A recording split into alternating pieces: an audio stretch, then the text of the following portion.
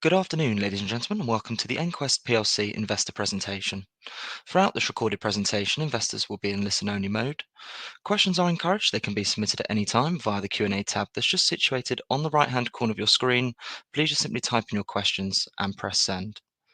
The company may not be in a position to answer every question it receives during the meeting itself. However, the company can review all questions submitted today and will publish those responses where it's appropriate to do so on the Investor Meet Company platform.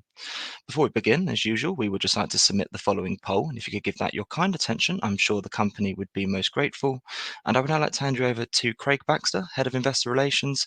Craig, good afternoon, sir. Thank you very much, Jake, and good afternoon, ladies and gentlemen. Thank you, everyone, for joining. Welcome to today's retail shareholder presentation. As Jake's already laid out, my name's Craig Baxter, for those of you who don't know me, and I'm the Head of Investor Relations and Corporate Affairs at ENQUEST. The purpose of today's meeting is to provide an additional opportunity to you as current or potential shareholders of ENQUEST to engage directly with our story and to enable you to ask some questions of me about the business or any pressing concerns that you have. With that in mind, I will start with an overview of our global footprint and strategy.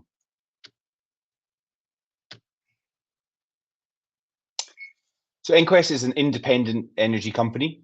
We have operations which are focused in the UK North Sea. That's been, part of our DNA since we formed back in 2010. And we've got an expanding operation across Southeast Asia.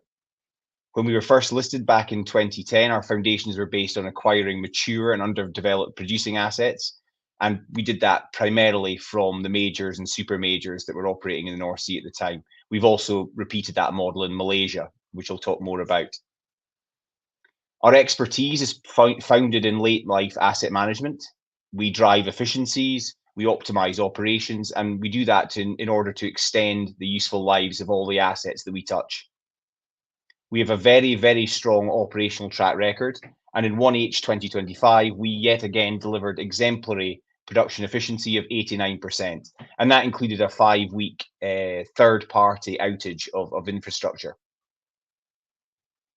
Over the years, our capability mix has expanded. We maximize recovery of oil and gas through top quartile drilling and major project execution, and we are proud to be recognized as a sector-leading decommissioning operator.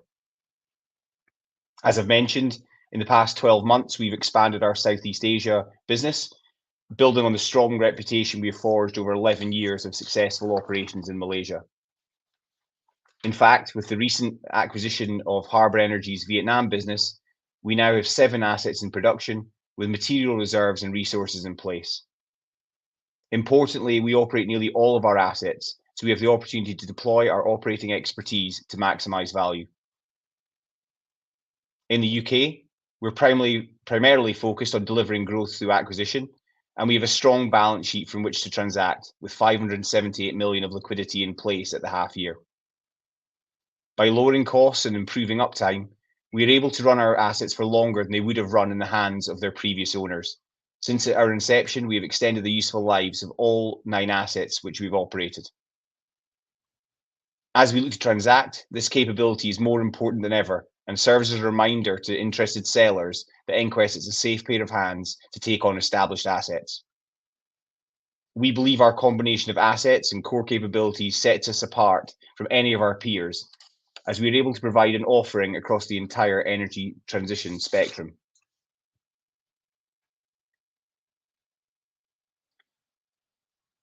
Turning to Southeast Asia, first of all, we have been really active out with the UK over the last 12 months, adding scale to our business across Southeast Asia.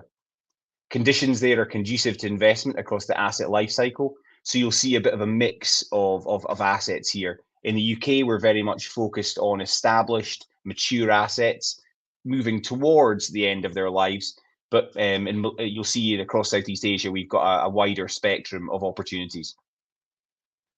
Over the past 12 months, we've executed 5 growth transactions in the region, and we've stated clearly now that we see this part of the business reaching 35,000 barrels of oil equivalent production by the end of this decade. And the slide here aims to kind of step you through that. These transactions include a full corporate acquisition. That's the Harbour Energy business in Vietnam, which brings with it flowing barrels, just over 5,000 barrels a day at the moment. We've got the development of existing infrastructure to unlock significant gas volumes. So that's in our established Malaysia asset, whereby we're now accessing additional gas through Seligi, which we'll be able to produce through minor modifications to existing infrastructure, and that will serve peninsular Malaysian demand and increase ENQUEST net production by around 6,000 barrels a day net to us. Now, we announced that a while back, but that doesn't mean we just announce it and rest on our laurels. And in fact, we've actually done a lot of work on this project, and we're accelerating that gas provision. We originally said it would be 3Q 2026. We're now looking to have that up and running in the early part of next year. We've also got some exciting developments. Now, these are focused in Brunei and in Malaysia, where we've got the Dewa cluster. And these are proven reserves, but they need a development concept, and that's where ENQUEST has come in. So we've got Dewa, whereby we're the operator, and that's looking, the first phase of that is looking like it'd be about 7,000 to 7,500 barrels of oil equivalent a day to us. And in Brunei, we've got the option there of a development that would look like about 12,000 barrels a day to ENQUEST net.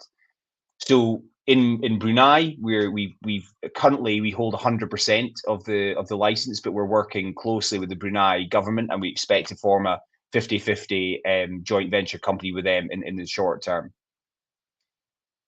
Sitting alongside these very defined, clear production adding opportunities, we also have an exploration appraisal opportunity in Indonesia, another new country entry for us over the last 12 months.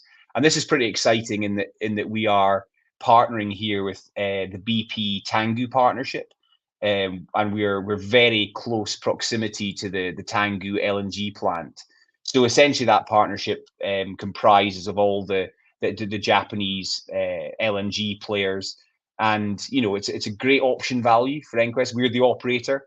This is the fruits of labours we've talked about for a couple of years now in terms of setting up joint study agreements in Indonesia. And we're really excited about the opportunity and with working with our partners to see what is possible as we look to access the in excess of 100 TCF that the government is very confident is in place.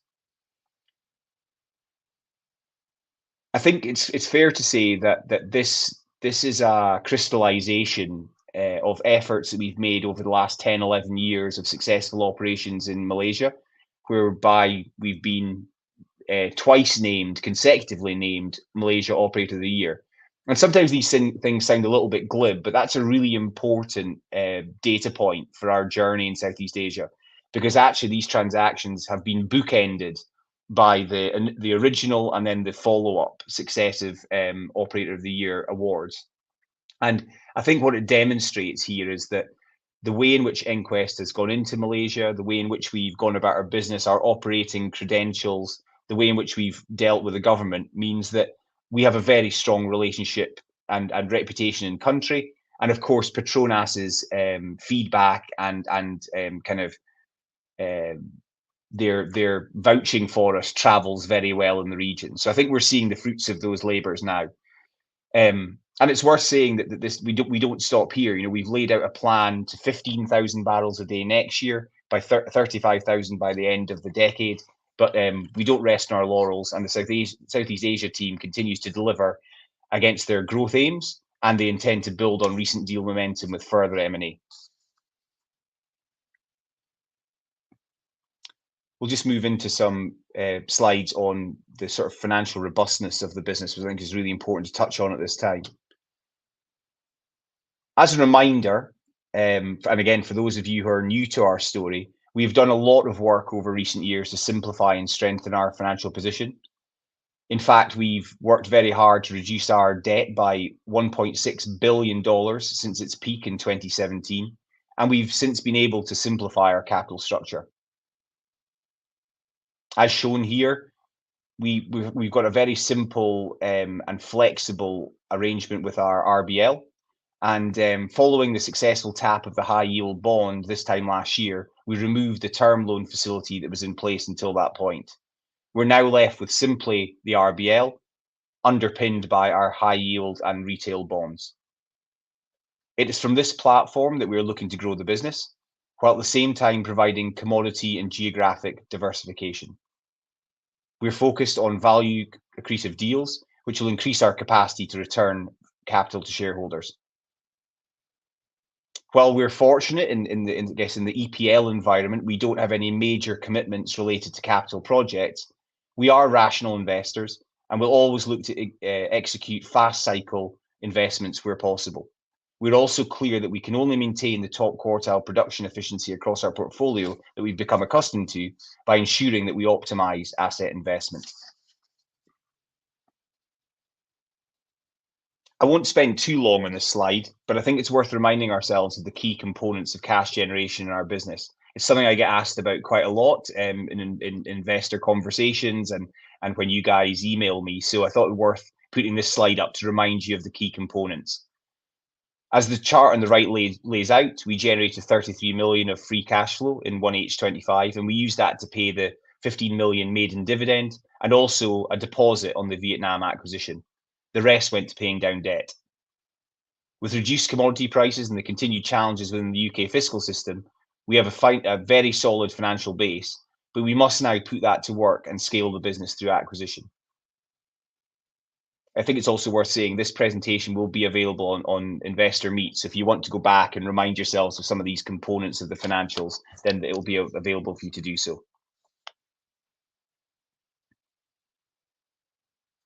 This slide outlines our expectations for the outturn of 2025 and our priorities as we look to next year and beyond. We shouldn't overlook the fact that we are again on track to meet our stated targets, both in terms of production volumes and cost. And that is testament to the great work being done across the business by teams in all departments. Delivering against targets provides the foundation for shareholder returns and the wider capital allocation framework. There is, of course, much work to be done to ensure a positive conclusion to the year, and we are never complacent. However, we do look forward, and we are concluding a programme of asset strategy sessions, which sit alongside the normal course of group business planning and the budget process. These strategy sessions provide a point of focus for the significant opportunities across our major assets, which we'll touch on in a second, and we're excited about getting after them in the new year. With that in mind, I propose taking a quick canter through the group operations. So this summary slide, I won't spend too much time on. I'd rather delve into each asset individually with you.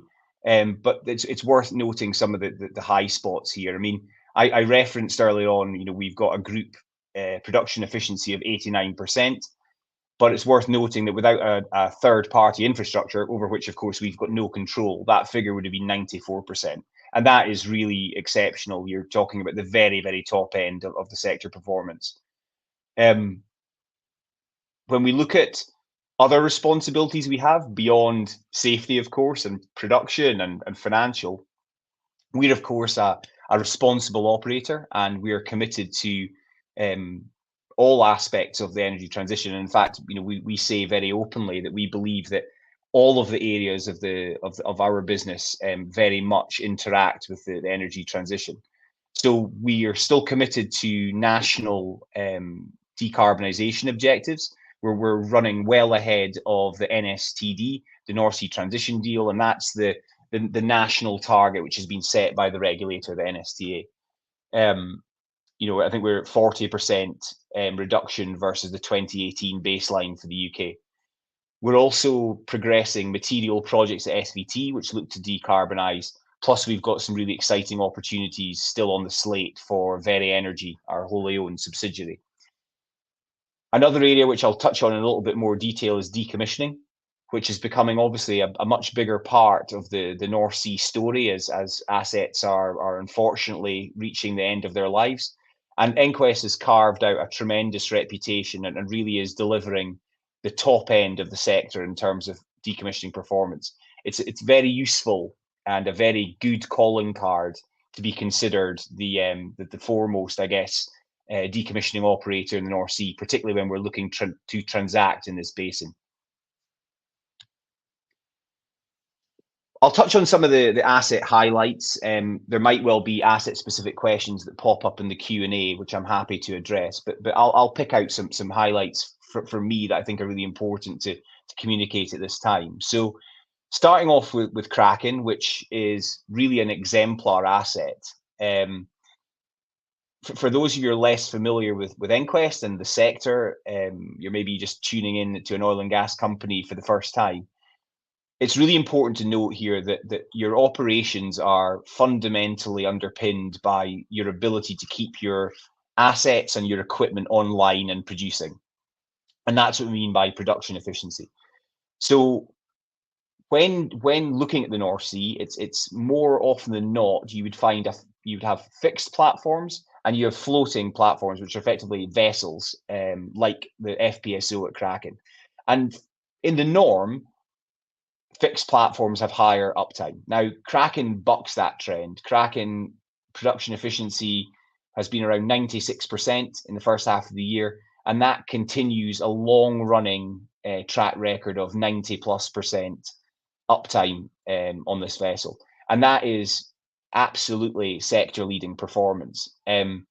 It's fair to say that it bucks the trend so much, actually it's about 30% above the NSTA's benchmark for what they would expect to see and from what the other stats of floating hubs across the North Sea are. So really outstanding performance by the ENQUEST team working alongside the Bumi Armada team.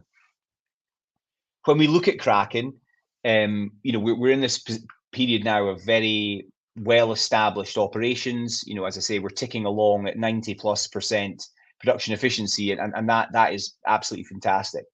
But the team, again, does not rest on its laurels and continues to look forward to how we optimize Kraken. And the way I would sort of put this forward is we're now entering a new phase of Kraken operations. In the very early days, you're feeling around with the equipment, you're trying to make sure everything works properly. We're now 8 years in and everything is working extremely well and very harmoniously. What we're looking at now is how you optimize the delivery of Kraken and how you optimize what the reservoir can deliver. With that, you read in enhanced oil recovery, which is a very exciting project we've been talking about now for a little while. And this is being progressed right now. We're very much in the testing phase. We're looking at polymers. We're looking at the deployment options we have. And by that, really what I mean is we're looking at the reservoir plumbing and deciding the best way to inject and move the polymer through the reservoir in order to sort of sweep the hydrocarbons in an optimal way. So that takes time, and we certainly don't want to make a misstep there, right? I mean, we've got very high performing kit, we've got very high performing topsides, and we don't want to do anything that jeopardizes that. However, we are moving this forward, something we're very excited about in the business. And we could see a path to sort of, phased deployment of that kicking off next year. Another big development at Kraken, again, it kind of speaks to this transition angle that everyone, of course, has to take now. And certainly it talks to our position as a rational investor. So we have a neighboring license, which is called Bressay. It's another heavy oil license. But Bressay sits above the oil, it sits with a gas cap. And that gas cap provides us with a big opportunity for Kraken. So essentially, what EnQuest is proposing to do is produce that gas cap via a single well gas tieback and transport that gas to Kraken, where we will look to essentially displace the diesel that's currently used to power Kraken and use gas instead. Now that's got a number of benefits for EnQuest and the NSTA and the environment. Essentially, what it does is it reduces emissions significantly. So it would take about 80% of the diesel we're currently burning on Kraken out of play, because you'd be replacing that with gas, which is a cleaner fuel. It would lower operating costs in the long term of Kraken. And it would also de-risk the future Bressay oil development because producing out the gas cap would make it easier to access the oil. So it's the kind of investment we would do all day, every day.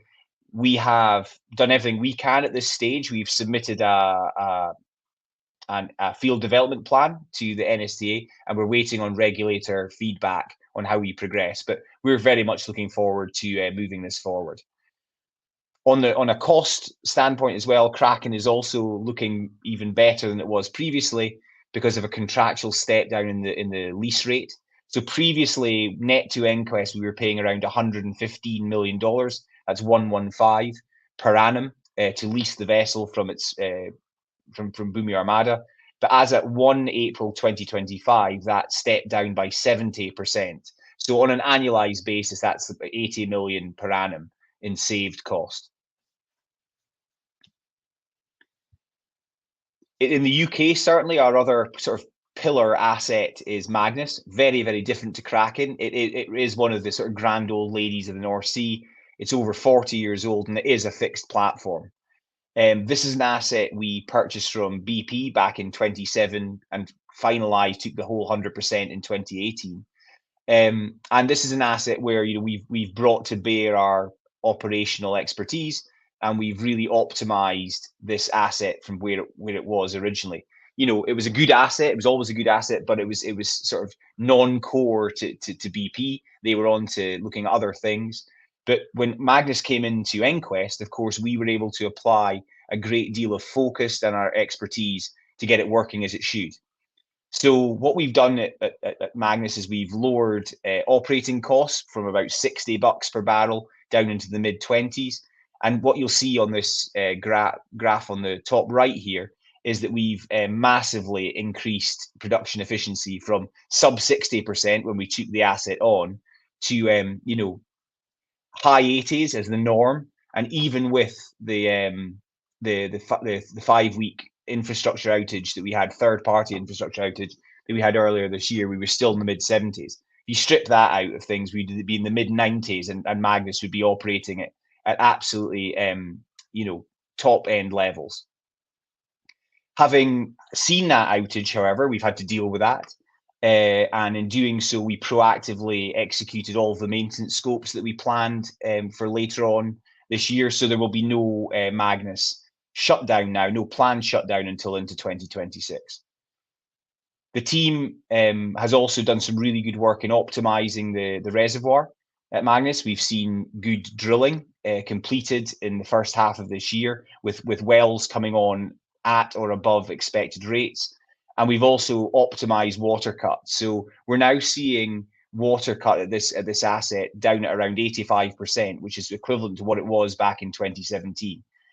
When you add those things together, strong uptime, new wells coming on well, and optimizing the reservoir performance, that's when you see peaks.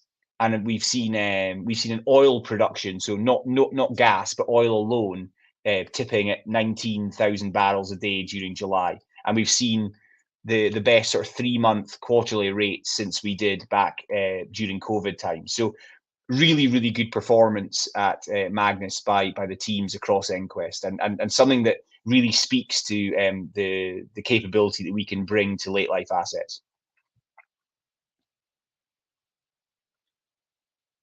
Looking at Southeast Asia, we've obviously touched on the growth opportunities and the growth transactions that we've completed over the last 12 months. But it's worth pointing out that the core operations in Malaysia are also going very well. We've completed a 4-well infill drilling program this year, and we've also done quite a lot of well restoration work, which is all part of our strategic plan to increase production at PM8 Seligi, and we expect to see an increase in 2025 versus 2024. We've also got a really strong safety record across the business, and that's exemplified in Malaysia as well, where we've now hit 6 million man-hours without a lost time incident. As I touched on, one of the opportunities, and the first one that really yields additional barrels beyond the purchase of Vietnam, is the Seligi gas enhancement that we've done. And again, we're looking at adding about 6,000 barrels of oil equivalent in Q1 of next year.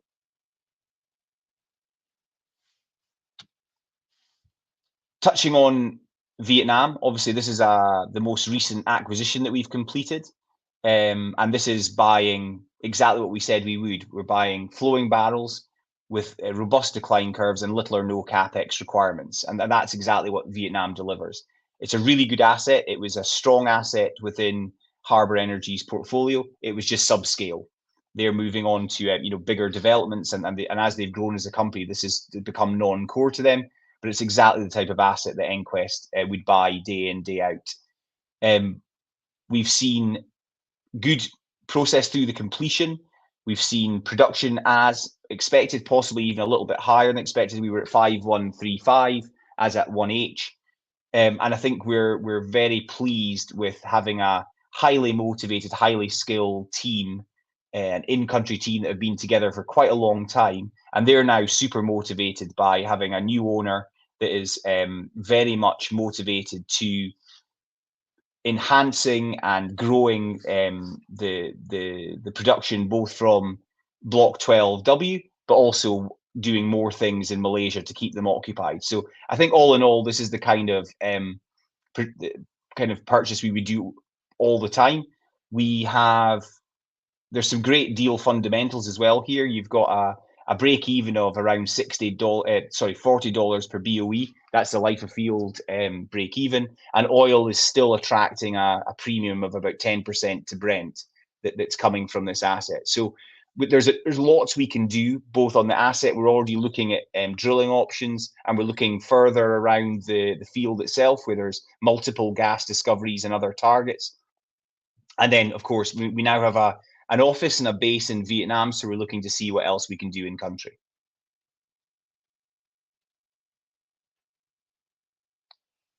Back to the UK now, and in terms of other assets that we operate, we are the operator of the Sullenvoe Terminal, which is a strategically important piece of infrastructure in the UK. And it's kind of got two facets to it now, the life at SVT. On one hand, we're still producing, we're throughputing oil and gas through these facilities, albeit on a much reduced scale from peak production back in the early 80s. But we are producing, 100% service availability to our customers. And we're doing two major projects at the moment, a new stabilization facility, and then connecting the site to the UK grid. And together, those will reduce the carbon footprint of SVT by over 90%. Now, the relevance to that, of course, is that helps us from a carbon footprint point of view, but also from an operating cost point of view, and it sets SVT up to provide service to our customers for decades to come. The other side of life at SVT is looking to the future. And we are looking at a number of renewable and decarbonisation opportunities through our Very Energy subsidiary. We're approaching FID on a electrification project, and that's onshore wind. So we'll be building a couple of turbines at site, and again, that will, even beyond the 90% decarbonisation, that will supplement the power requirements of the terminal with green power. We talked a little bit about in our half-year results around carbon storage. So that's been like the flagship project for Very and SVT. And I think there's still huge optimism around the potential for that at site. But the government at the moment is kind of pointing to the Track 1 projects that are ongoing. And it's going to be, I think, quite difficult for us to see funding over the next couple of years. Now, importantly, EnQuest itself is not asking the government for subsidies here. We've got a merchant model which stands on its own 2 feet. However, what we do know is that our potential customers, so stranded emitters across the UK and into Europe, they're going to need some sort of help from governments across Europe in order to bridge the gap between carbon capture and storage as one of their options, rather than just paying the tax associated with emissions. So there's work to be done there. Our team are still progressing what they can, and we're still confident that there's a project there, and it's got a really optimal future at SVT. There's so many natural attributes of the terminal that set it up well for this type of project going forward.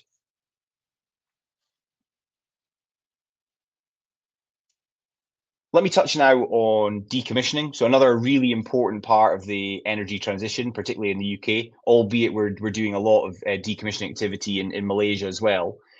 I think it's fair to say that we are considered, I guess, the preeminent and certainly a leading decommissioning operator in the North Sea, having completed now 81 well plugging and abandonment scopes since 2022.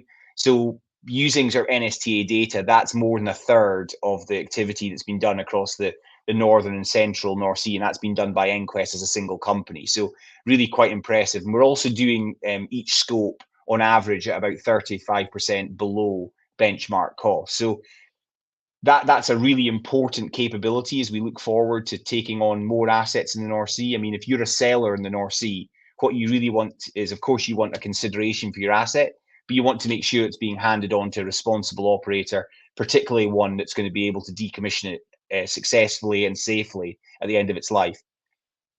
In terms of the two major projects we've got ongoing at in the UK, Thistle and Heather are both reaching their end stages. Thistle, we expect to disembark early next year with the topside lifts to follow. And actually, I don't know, hopefully some of you have seen on our website the video of the Heather topsides lift, which maybe I'm a bit of an engineering geek, but it's pretty phenomenal to watch the capability that exists in this basin and to watch a 15,000 ton structure being lifted off its platform in 14 seconds and was pretty impressive. Of course, this is what we bring to the party when it comes to negotiations around taking on new assets, and it's a very, very important part of our business. Looking forward, we've put a contract in place that's got multi-year options to do the next phase of our decommissioning requirements. So that's a package of subsea wells, which are associated with the likes of Almaglia and the Dons and Broome, which have already been COP'd.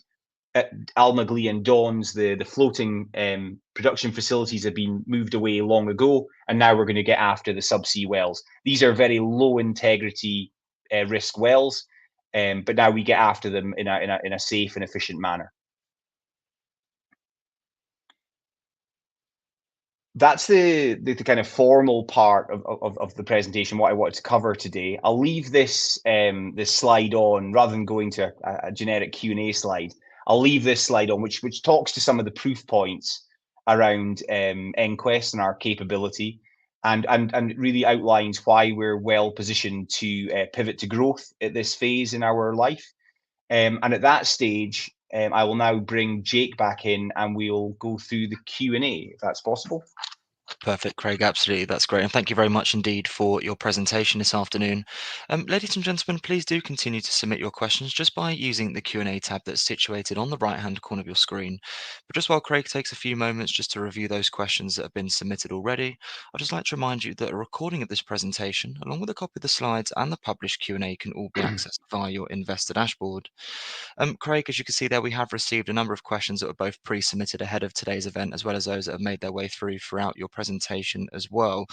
So firstly, thank you to all of those on the call for taking the time to submit their questions. And Craig, at this point, if I may just hand back to you to read out those questions and give your responses where appropriate. And if I pick up from you at the end, that'd be great. Thank you. Absolutely. Thanks very much, Jake. And there have been a lot of questions submitted while I've been talking. But what I'll do first of all is there was a number of investors also who took time to pre-submit questions. So I will go through those first of all, then I'll come to the questions that have been submitted live, and there's bound to be some crossover. So bear with me just a second. So the first question that was submitted was, please can you elaborate on the UK government's involvement with creating this new tool to revitalise the fiscal system? Is this just a proposal presented to them, or have they helped create it? Are they on board with it? So I think that's a really good question. It's obviously very timely. So we're now in a position whereby we know that the government in the UK is going to announce its autumn budget statement on the 26th of November. But what we also now know is that they're going to present a North Sea strategy around the same time, or potentially a little bit before the budget, which is going to outline, our belief is it's going to outline the outcomes of the two consultations which took place this spring. The first of which was about building the future of the North Sea, which related primarily to licensing and new developments in the North Sea. And the second of which was around the fiscal structure which taxes North Sea oil and gas companies. So I'll touch probably primarily on the fiscal here, because I think that's the specific question. And what I would say is it was a really well-run consultation. Myself, Amjad, John Copus, Steve Boyer, we're all heavily involved in it. And I think we'd all agree it was a very well-run process by Treasury. We had certainly had our chance to input, which we did so on behalf of ENQUEST, and also we did as part of combined sector representations via OUK. But to answer the question, I would say absolutely the government and Treasury was very much at the table. They were very involved. I think it would be fair to say they came with some preconceptions and some preconceived ideas, but they were very willing to talk around those and were very open to areas whereby the likes of ENQUEST and our sector peers were promoted a different view. I think what I would say is that all parties have walked away with a fairly clear shared understanding of what comes next. So as the government calls it, the EPL successor regime. And we think it works. So we think there will be a permanent component of the UK tax system which addresses windfall pricing. And windfall pricing will be redefined. It'll be defined using government parlance. It's unusually high prices. And what we've really sought to clarify there is, let's take emotion out of this and use mathematics. So, for example, if you were to use a single standard deviation from the historic average, then you're talking about $94 a barrel. And I think that's the kind of level we're talking here in terms of a threshold at which a windfall would be designated.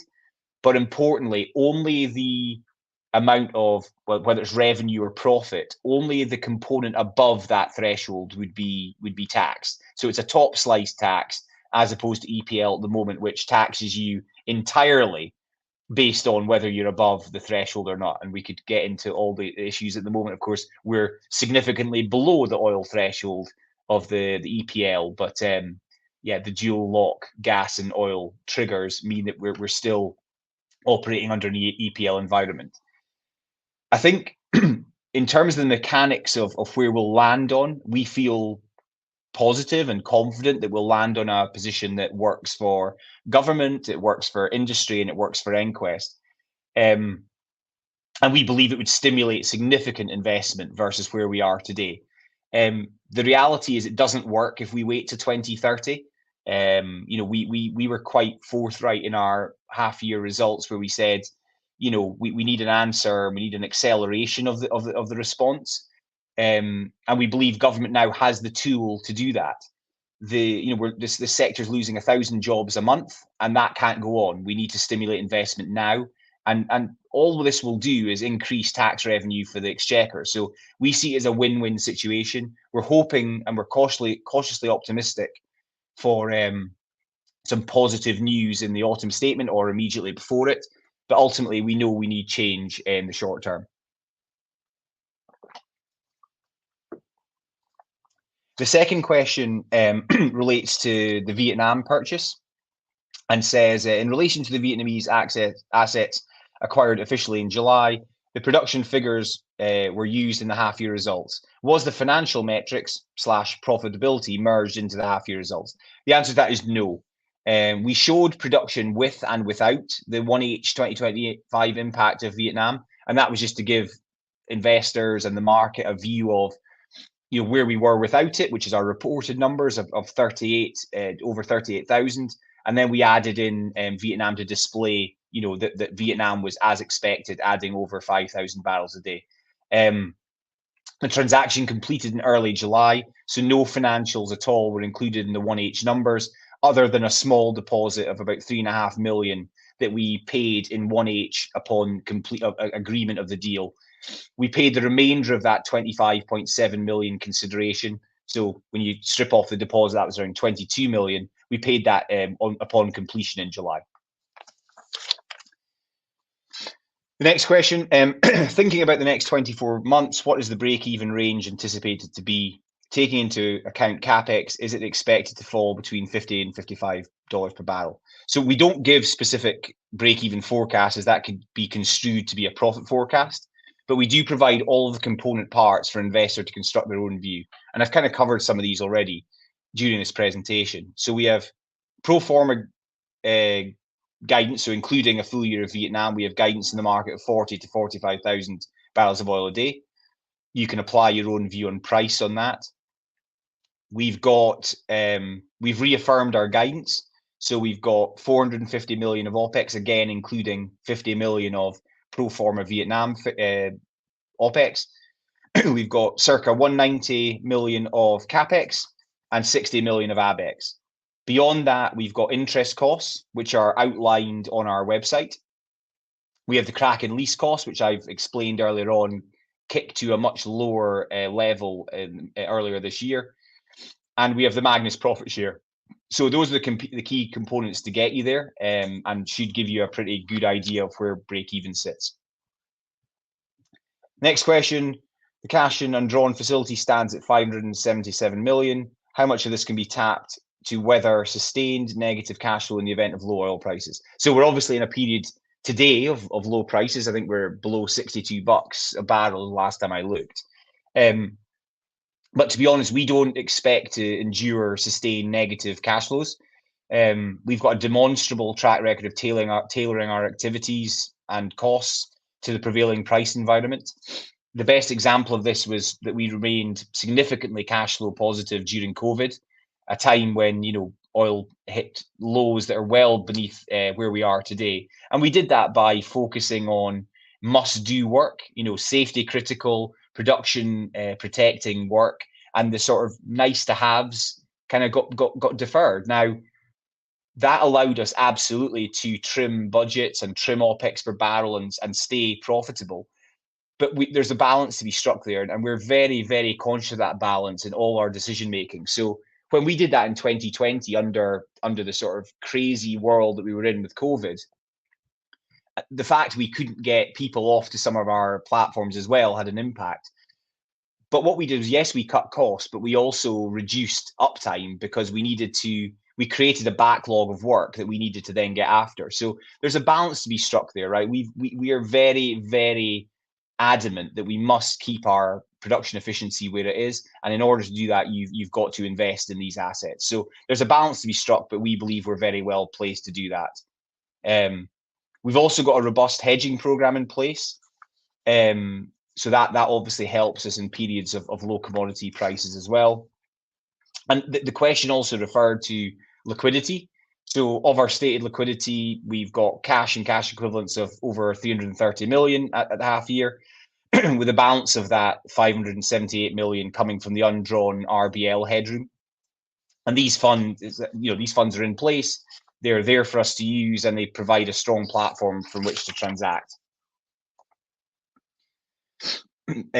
Moving on to the next question. Actually, this one kind of aggregates, excuse me, a number of questions around M&A and the timeline for us to execute a UK transaction. Another specific question asks how many oil and gas deals we're currently progressing at this stage. So what I would say is we're busy. We remain engaged in discussions across a range of options, everything from asset packages, combinations, and corporate transactions. The board, which obviously includes Amjad and Jonathan as well, and also the executive team, which Amjad runs, are totally clear that growing the UK business is our number one strategic priority. In terms of timeline, I'm afraid I can't give you the answer that I'm sure you're all hoping for. Unfortunately, we're not in control of both sides of the equation here. All we can do is make an offer or offers to sellers, which compel them to agree a sale. One thing we can say categorically is we are ready to transact today. The business is set up to transact. We have the funds ready to deploy. We've just talked a little bit about the liquidity that's in place. And there's a huge motivation across the whole organization to do so. I mean, my colleagues across the business are very excited and would love to bring new assets in to get their hands on into this organization. So there's alignment and a total motivation across the business. What we won't do, however, is abandon the disciplined approach, which is fundamental to all of our key decision making. We're committed to value.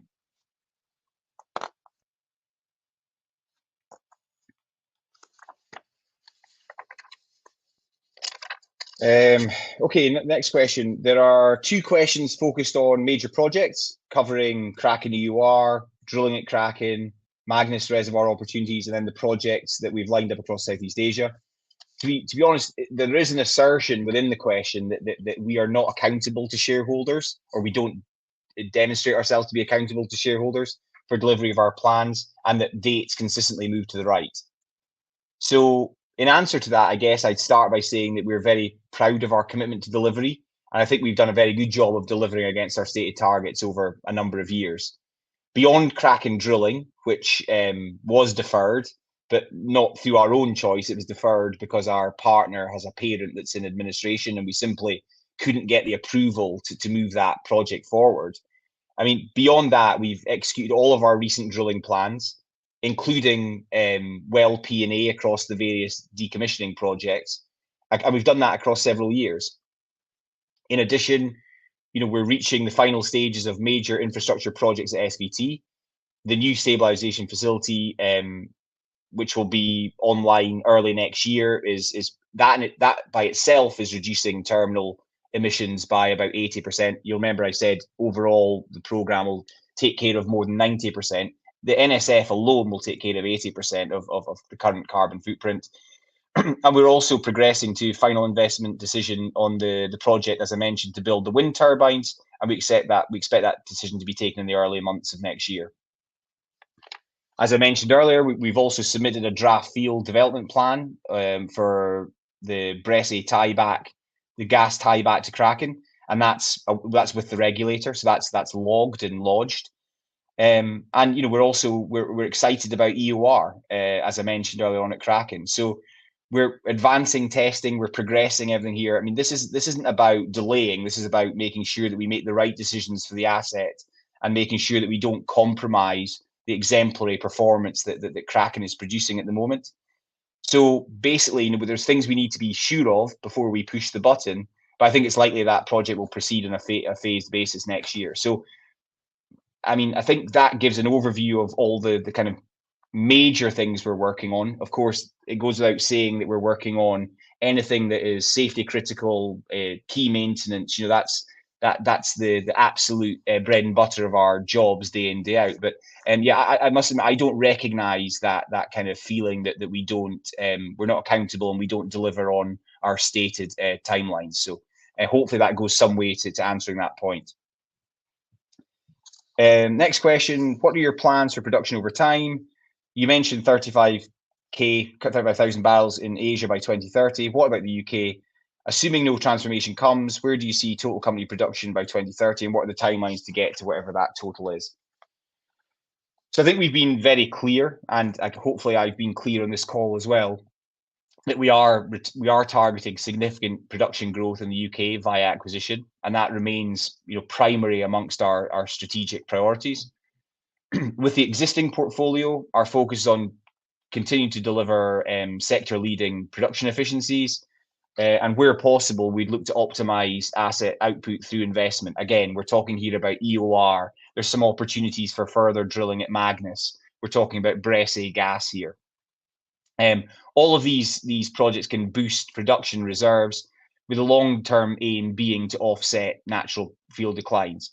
I mean, remember, with late life assets, the success is being able to maintain stable production. What I should also point out as well is that were the fiscal and regulatory landscape to change meaningfully, whether that's in November or whether it's next year or whether it's the year after, then we do have Bressay and Bentley as opportunities waiting in the wings. We're progressing the Bressay gas tieback, as I've referenced a couple of times, but the phased oil development is not something that we will progress while EPL is being implemented. While the EPL is in place, it doesn't really work to take on a big project like that, but we're still doing the work in the background. We still believe we have development concepts. And if the fiscal and regulatory environment in the UK is conducive to it, then that's something we would certainly look to progress. the final submitted question, again, it kind of aggregates a couple of questions, is what was the reasoning behind not activating buybacks for a, so there's a bit of a typo here, but for a smaller amount, considering the low share value versus intrinsic value. So, I mean, what I would say there is, we set out on a journey 3 years ago to deliver shareholder returns, and we were very clear with shareholders that up until that point, we hadn't done any shareholder distributions, but having put more than 1.5 billion into our balance sheet to reduce the net debt, we were cognizant that that was the time to start, returning funds to our shareholders who have been very loyal to us over that period. So we embarked on our first shareholder distribution June 2024. This year, the board took the decision they wanted to give more certainty to the award, and thus switched from a buyback to a dividend. And of course, that was paid in June. So we've always been clear that when we initiated returns, we wanted them to be sustainable. And I think I laid out earlier that remains a key priority for our capital allocation thinking. So we haven't made the decision to take on another distribution during this year, but I'd expect the next shareholder return to be aligned to our 2025 full year results. So that is the pre-submitted. I'm going to go through some of the live questions now. Bear with me just a second. I'm trying to find some that I haven't covered already. There's a request here to provide a slide to show average annual production for the last 10 years. Can you arrange for this to be included in future presentations? Yeah, I mean, I'm very happy to add that. Going forward, I'll add a sort of asset view and a company-wide view. That's not a problem. Are you still profitable and able to pay down debt in a low oil price environment as at present? So yeah, I mean, that's a question from Jason. So yeah, Jason, I mean, I think I've certainly tried to answer that. I think we're still in a position where we're robust financially. We're still, we've generated cash in the first half of the year. Yes, we've had some additional outgoings in early 2H. So we've paid our tax bill and we've paid the balance on the Vietnam acquisition. So, that was obviously a cash outflow in the month of July. But, we're working very hard to make sure that we make further inroads into net debt for the remainder of the year. And the production that we're seeing at Magnus, the production we're seeing across the portfolio, suggests that we'll do that. So I think actually even at low prices, we're robust. We're also operator of 96% of our reserves and volumes. So that gives us optionality, right? Were we to see a prolonged period of soft oil prices, then we can take steps, and we have the operational control with which to take steps to reduce our cost. Now, of course, as I mentioned earlier, there's a balance there, and we don't want to tip the scales into seeing, production outages by doing that, but we want to make sure we have a balanced approach to investing in our assets.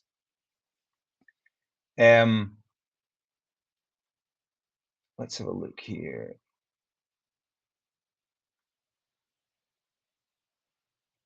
I mean, I think it's fair to say that there's a number of questions and some of them statements around, where the equity value is and share value. And of course, you as shareholders are upset about that. And I can completely understand it. I'm an ENQUEST shareholder myself. And I think that what we've got to understand here is that we're operating in a sector that has taken a bit of a bashing in the UK. We're operating under very difficult fiscal conditions, and we have a stated desire to stay in this jurisdiction. One thing we haven't really talked about is our tax asset. It's been a feature of a number of the presentations we've done in recent times. So hopefully people on the call are aware that ENQUEST sits on a UK tax asset, a recognised tax asset of 2 billion, and there's a further 1.2 billion that's waiting in the wings to become recognised starting in 2026. So that's a huge amount of value for us to protect against tax. And what we're looking to do is accelerate the value of those tax assets as we look to transact in the UK. So we're very clear that what this business needs, I mean, we've got the capability, we've got the skills, we've got the people, we've got the balance sheet, We've got the other assets, as in the tax assets, but what we are lacking is scale. We need to do transactions in the UK which increase scale in the business, accelerate the value of the tax asset, and the cash that throws off will be used to diversify the business further, to return funds to shareholders, and also to make sure that we're investing the right amount in our core portfolio. So, look, Amjad is the who's our CEO, is the largest shareholder in the business. He is hugely motivated across every facet of his connection with ENQUEST to get this right, and we're working very, very hard to do so. So look, we appreciate there's some disappointment around at the moment in terms of where we are with an equity value, but we think the future is bright, and we do think we will see a rebasing of our value as we transform the business through acquisition. There's a question here from Marcus around how production uptime influences the availability of 2P reserves. So that's a really interesting question, right? And we are audited every year by Gaffney Klein. They do an audit of our reserves, and where it factors in, Marcus, is we have to present a case and a scenario to those auditors around what we can reasonably expect to extract from each asset. And if we were running it production efficiencies of 60%, then they absolutely would not support our view of how these assets are performing. So the fact that we deliver year on year in terms of production uptime definitely helps the recognition of our reserves, and it also helps present a case that we as an operator are best placed to optimize and maximize the output from our assets. So that's a really good question. Thank you for that. Question from Paul: was the 2025 final dividend, 2024 final dividend paid in 25, was it a one-off, or do you envisage that this will be repeated? We've been very clear from the start, Paul, that we see sustainable capital allocation towards shareholder returns as being sustainable, something we want to do year on year. And as I mentioned in my answer to the last question of the pre-submitted questions, I would expect to see that addressed alongside our 2025 full year results.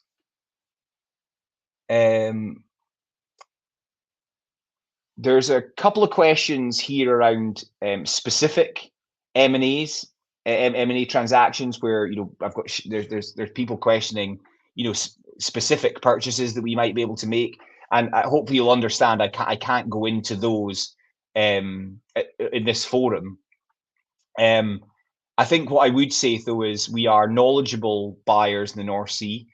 As you'd expect, we're looking at everything. We're not only waiting for things to become available, but we're the creators and we're the instigators of certain conversations, many of which are bilateral. So look, I think we're covering a wide range of options. I've talked about, we're looking at asset packages, we're looking at corporate transactions. So we're looking at everything. The team are busy. Amjad and his executive team are extremely busy. We've got BD colleagues who are running full tilt across a number of options. So at the moment we accept it's a trust me exercise until we actually do the deal. But yeah, we're looking at everything.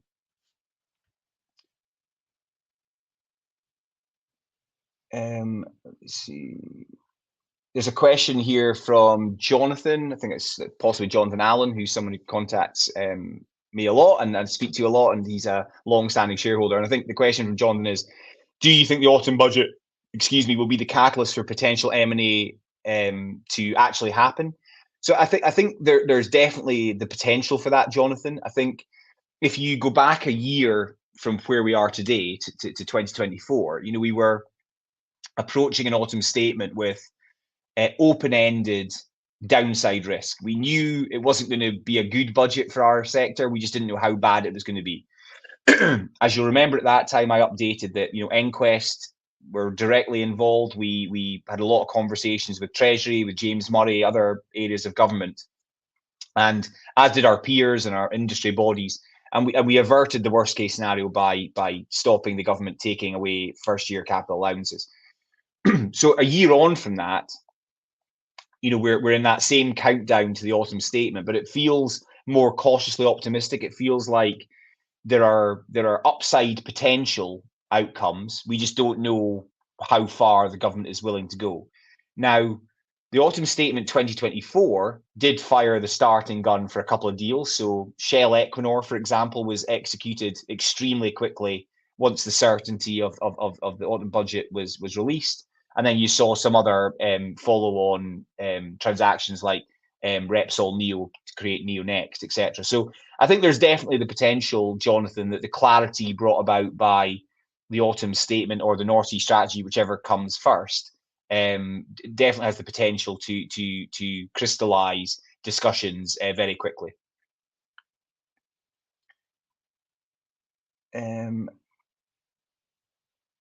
Can you explain how the bond market has changed so we are not going to be under pressure to refinance next year, please? Well, that's a question from Sam. Yeah, thanks, Sam. I think that's a really timely question. So obviously, we're in a nice position at the moment where our we don't have any maturities until the second half of 2027. But you would all think us negligent if Amjad and obviously Jonathan as CFO leading it. But you would be surprised if we weren't looking at our options going forward. I think the interesting thing about the bond market and actually even the RBL market is that if I'd been talking to you 3 to 5 years ago, I'd have been talking about the huge pressure being applied to that, the availability of those kind of funds because of banks in particular and institutions leaving the space and no longer being willing to lend into oil and gas. Now, fast forward to 2025, that is simply not the case. We have we personally as ENQUEST have really strong support among our lending syndicate. There are other, I guess you could call them disruptors, new institutions coming into the space, and they're writing quite large tickets and forcing everyone else to follow suit. We saw that 10 years ago with the likes of DNB coming into the space. We're seeing that again with some other new institutions. So the conversations we're having are very positive. We're looking to optimize our own view of what our capital stack looks like, how much of it's flexible, i.e. RBL, how much of it is bonds, and what the makeup of that is. So we believe we've got options there. We're not concerned about that, and actually we see really strong indications in the market. Ithaca recently did a refinancing and an upsizing, and that went very well. They were able to lock in some good rates. So the market is very much open for business and very much open for business for ENQUEST. Thank you for that, Sam. I'm just going to have one other go through. There's a number of questions here around free cash flow. I've talked a little bit about, we can't give, specific break-even guidance because it could be construed as a profit forecast. But hopefully in this call, I've given you component elements to help you form your own view. And I'm very happy to discuss, if anyone wants to run past me, then that's absolutely fine. There's another question here from Patrick around the refinancing the bonds. Hopefully I've just covered that. We've talked about M&A. Future drilling at Kraken, that's a question from John. Can you bring us up to date on future Kraken drilling? So I think we said it at the half-year results, and I think the key to think about with Kraken is it's kind of a two-sided coin, right? We've got EOR, which is organic, obviously, and that's an OPEX project, if you like, as opposed to capital project. And then we've got the drilling opportunities that still exist at the field. And I think the reality is we'll look to do a combination of both. We're still in a situation whereby we're working well with our partner, whose parent remains in administration. They're having their own issues in resolving that situation. But from an operational standpoint, there's no issue. We're working well with them. They continue to be partners in good standing. So I think it's we haven't made a firm decision on the date of Kraken drilling, but absolutely there's drilling in the future of Kraken. There's a question from Christopher here around whether we would consider dual listing or secondary market listings in Asia, given the company's growing exposure and recognition in Southeast Asia. I think that's a good point, Christopher. I think at the moment that's probably a little bit premature, but I think what you are doing there is you're kind of recognizing the fact that, moving from a company, albeit with a very good reputation, but producing at the moment like 8,000 barrels a day to 35 in a few years' time, absolutely is increasing our visibility in the country and in the region. And I think that's to the positive of the group as a whole. And we're looking to build on that momentum and grow our footprint and grow our exposure in Southeast Asia further. I'm just looking at want to make sure I've captured pretty much everything.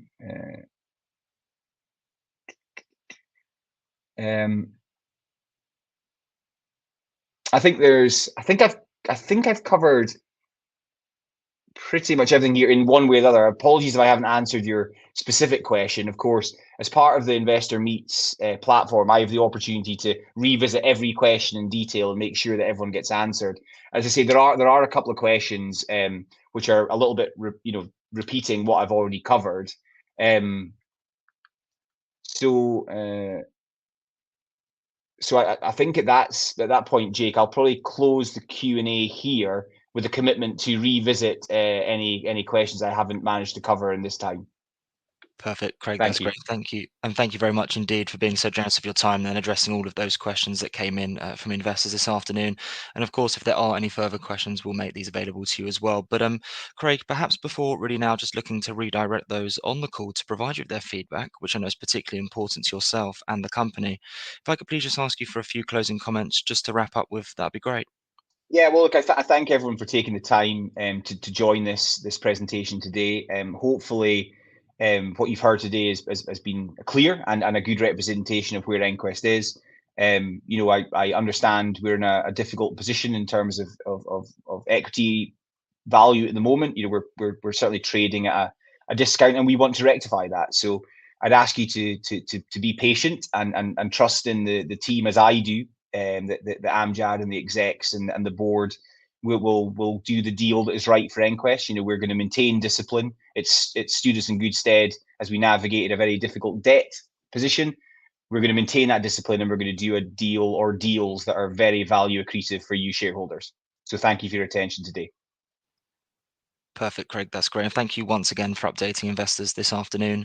Could I please ask investors not to close this session, as you'll now be automatically redirected for the opportunity to provide your feedback in order the management team can really better understand your views and expectations.